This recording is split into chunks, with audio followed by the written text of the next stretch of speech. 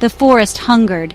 It was a place of ancient evils and suffocating darkness, where the fog clung to the gnarled branches like spectral claws. The air was heavy, thick with the scent of damp earth and decay. The moon, a pale sliver behind the churning clouds, offered no comfort. Its weak light only deepened the shadows, twisting familiar shapes into monstrous visages. The very ground seemed to breathe, a slow, rhythmic inhalation that spoke of some unseen presence.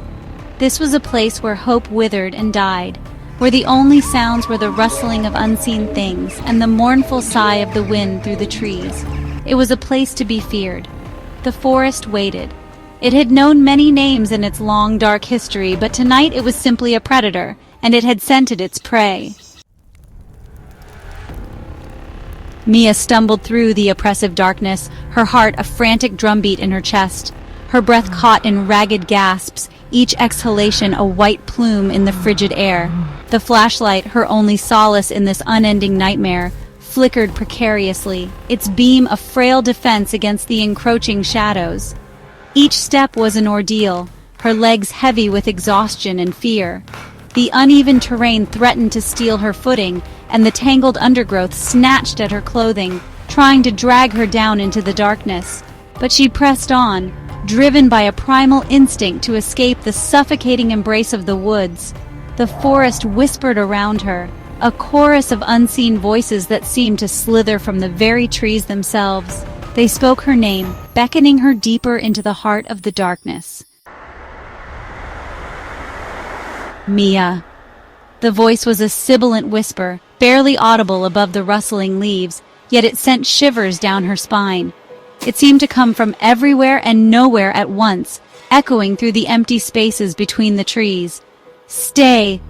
Another voice joined the first, cold and ethereal, like the breath of winter on her skin. The whispers were growing louder now, more insistent, weaving a tapestry of fear around her.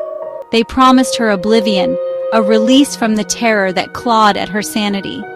Mia quickened her pace, her eyes darting frantically from shadow to shadow. She could feel their gaze upon her, cold and hungry, stripping away her defenses. The forest was closing in, its icy fingers reaching out to claim her. And then she saw it.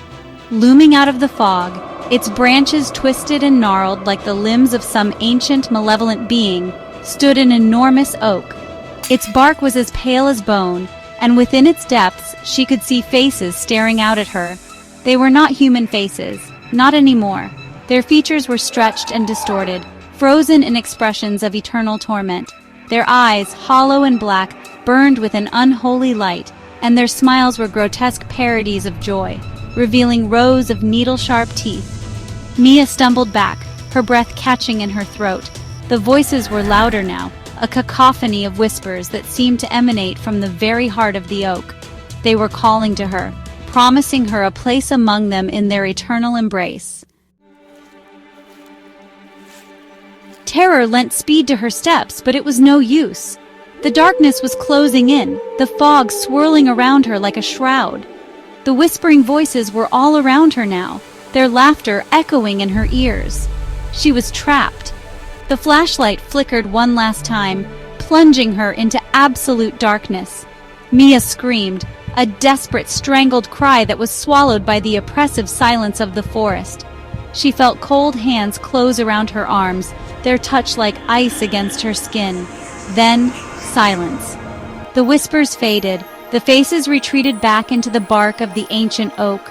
The forest stood still, the only sound the soft sigh of the wind through the trees.